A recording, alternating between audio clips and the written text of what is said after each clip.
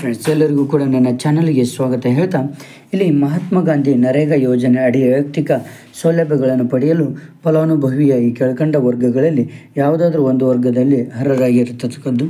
ಇಲ್ಲಿ ಪರಿಶಿಷ್ಟ ಜಾತಿ ಮತ್ತು ಪರಿಶಿಷ್ಟ ಪಂಗಡ, ಅಲೆಮಾರಿ ಬುಡಕಟ್ಟುಗಳು, ಅಧಿಸೂಚನೆಯಿಂದ ಕೈಬಿಟ್ಟ ಬುಡಕಟ್ಟುಗಳು, ಬಡತನ ರೇಖೆಗಿಂತ ಕೆಳಗಿರುವ ಕುಟುಂಬಗಳು, ಮಹಿಳಾ ಪ್ರಧಾನ ಕುಟುಂಬಗಳು, ವಿಕಲಚೇತನ ಕುಟುಂಬಗಳು, ಭೂ ಸುಧಾರಣಾ ಫಲಾನುಭವಿಗಳು, ವಸತಿ ಯೋಜನೆಗಳ ಫಲಾನುಭವಿಗಳು, ಅರಣ್ಯ ಹಕ್ಕು ಕಾಯ್ದೆ 2006ರ ಫಲಾನುಭವಿಗಳಿಗೂ, ಸಣ್ಣ ಮತ್ತು ಅತಿ ಸಣ್ಣ ರೈತರು ಇಲ್ಲಿ ನೋಡ್ರಿ. ಪ್ರಸಕ್ತ ಸಾಲಿನಲ್ಲಿ ಅಂದರೆ 2022 ಸಾಲಿನ ಏಪ್ರಿಲ್ 1ರಿಂದ ನರೇಗಾ ಉದ್ಯೋಗ ಖಾತರಿ ಯೋಜನೆ ಅಡಿಯಲ್ಲಿ ಕೂಲಿ ಕಾರ್ಮಿಕರ ಮೊತ್ತವನ್ನು ರೂಪಾಯಿ 289 ರೂಪಾಯಿ ನಿಂದ ರೂಪಾಯಿ 309 ಇಲ್ಲಿ ಗ್ರಾಮೀಣಾಭಿವೃದ್ಧಿ ಇಲಾಖೆ ಮತ್ತು ಪಂಚಾಯತ್ ರಾಜ್ ಇಲಾಖೆ ಕಾರ್ಮಿಕರ ಕೂಲಿ ಮೊತ್ತವನ್ನು ಹೆಚ್ಚಿಸಿ ಕೂಲಿಕಾರರಿಗೆ ಸಿಹಿ ಸುದ್ದಿಯನ್ನು ನೀಡಿದೆ.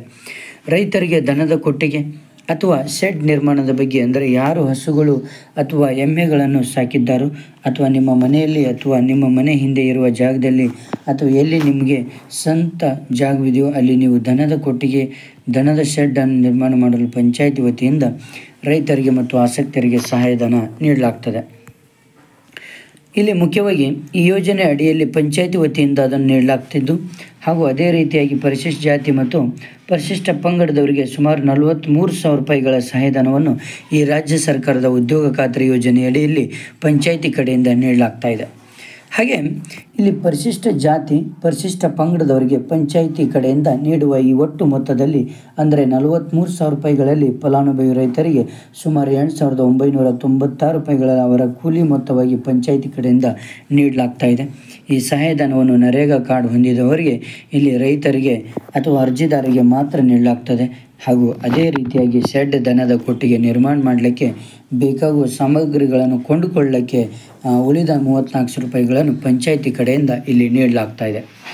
ಅಂದರೆ ನೋಡಿ, ಉದ್ಯೋಗ ಖಾತ್ರಿ ಯೋಜನೆ ಅಡಿಯಲ್ಲಿ ಸಿಗುವ ಉಳಿದ 34,000 ರೂಪಾಯಿಗಳ ಹಣದಲ್ಲಿ ಸಾಮಾನ್ಯ ವರ್ಗದವರಿಗೆ ಅಂದರೆ ಜನರಲ್ ಕ್ಯಾಟಗರಿ ಅವರಿಗೆ 34,000 ರೂಪಾಯಿಗಳಲ್ಲಿ ಕೇವಲ ಅರ್ಧ ಮೊತ್ತವನ್ನು ನೀಡಲಾಗ್ತದೆ.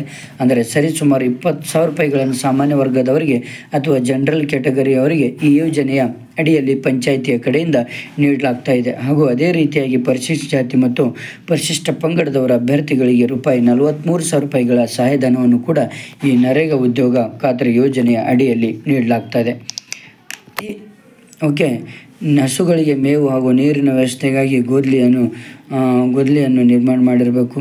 ಜಾನುವಾರುಗಳಿಗೆ ಶೆಡ್ಗಳಿಗೆ ಗಾಳಿ ಬೆಳಕು ಆಡಲು ಕೊಟ್ಟಿಗೆಗೆ ಶೀಟ್ಗಳನ್ನು ಹಾಕಬೇಕು. ಎಲ್ಲವುದರ ಜೊತೆಗೆ ನೀವು ಯೋಜನೆ ಅಡಿಯಲ್ಲಿ ಸಹಾಯಧನವನ್ನು ಪಡೆದುಕೊಳ್ಳಲು ನರೇಗಾ ನಾಮಫಲಕವನ್ನು ಕಡ್ಡಾಯವಾಗಿ ಹಾಕಬೇಕಾಗುತ್ತೆ.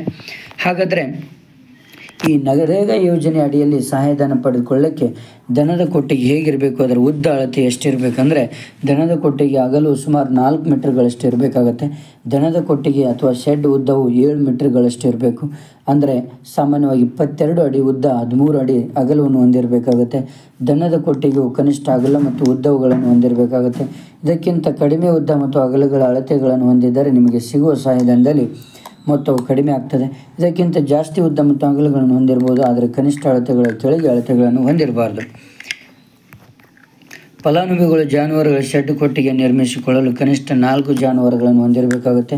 ಸಂಬಂಧಪಟ್ಟ ಪಶು ವೈದ್ಯಾಧಿಕಾರಿಗಳ ಜಾನುವಾರು ಇರುವ ಕುರಿತ ದೃಢೀಕರಣ ಪತ್ರವನ್ನು ಪಡೆಯಬೇಕು. ಯೋಜನೆ ಅಡಿಯಲ್ಲಿ ಸಹಾಯಧನವನ್ನು ಪಡೆಯಲು ಉದ್ಯೋಗ ಖಾತ್ರಿ ಚೀಟಿ ಪುಸ್ತಕವನ್ನು ಹೊಂದಿರಬೇಕು. ಈ ಮೇಲಿನ ಉಲ್ಲೇಖಿಸಿದ ದಾಖಲಾತಿಗಳು ಸ್ಥಳೀಯ ಗ್ರಾಮ ಪಂಚಾಯತಿಗೆ ಭೇಟಿ ನೀಡಿ ಅರ್ಜಿಯನ್ನು ನೀವು ಸಲ್ಲಿಸಬೇಕಾಗತ್ತೆ. ಓಕೆ, ಇಷ್ಟು ಮಾಡಿಬಿಟ್ರೆ ನಿಮಗೆ ಈ ಒಂದು ಯೋಜನೆಗೆ ನೀವು ಪ್ರತಿಫಲವನ್ನು ಪಡಿಬೋದು. ನಿಮ್ಮ ಫ್ರೆಂಡ್ಸಿಗೆ ಶೇರ್ ಮಾಡಿ. ಹಾಗೆ ನಮ್ಮ ಚಾನಲನ್ನು